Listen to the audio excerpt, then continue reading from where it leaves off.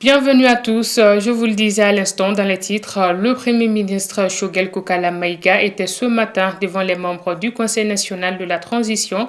Il a fait le bilan de la mise en œuvre du plan d'action gouvernemental, notamment les principales réalisations du gouvernement dans les domaines de la défense et de la sécurité, de la gouvernance, des réformes politiques et institutionnelles.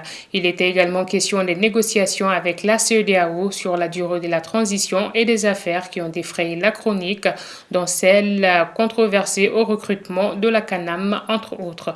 Ramatou Aïdara. Cette interpellation du gouvernement en séance question d'actualité des parlementaires non élus du CNT n'est pas une première.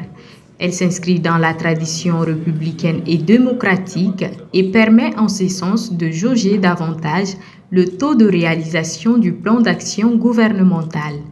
À cet effet, les membres du CNT, tour à tour, ont fait part des différentes préoccupations des populations au Premier ministre Dr Choguel Kokala Maïga. 8 mois après, ce plan est périmé. Et sans surprise pour les observateurs les plus avisés de notre pays, vous n'avez réalisé que 30%, soit 3 sur 10, une note de renvoi si nous sommes à l'école.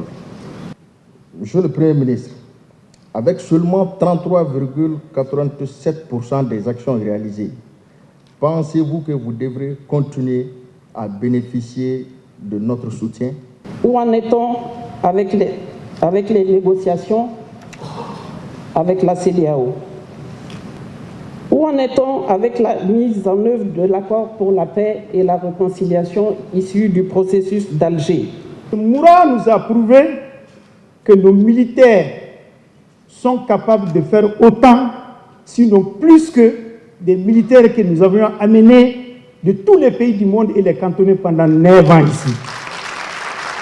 Donc c'est le lieu de saluer, de remercier et de magnifier notre vaillante armée. À en croire le Premier ministre Dr Choguel Kokala Maïga, en termes de réalisation, beaucoup a été fait, notamment dans le domaine sécuritaire, avec le renforcement des capacités des forces armées et de sécurité à travers le recrutement de 6 000 éléments, l'acquisition de 9 aéronefs et la remise en opération de plusieurs autres. Sans la sécurité, rien n'était possible. Sans la sécurité, il n'y a pas de politique. C'est la même armée qu'on avait, c'est les mêmes hommes, c'est le même pays. On n'a pas changé d'hommes, c'est les mêmes militaires. Qu'est-ce qui a changé en un an? C'est le leadership. C'est parce que le chef suprême des armées, le président de la transition, tout le gouvernement autour de lui a décidé de faire un virage stratégique, historique, pour que plus jamais notre armée ne soit à demander des appuis lorsque des soldats sont attaqués pendant des heures. Pendant des heures et des heures, il n'y a pas d'appui.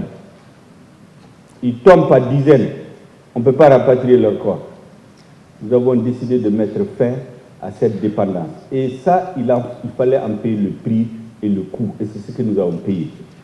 C'est un accord signé au nom de l'État malien. On ne peut donc pas le remettre en cause. L'application intelligente sous-entend que nous fassions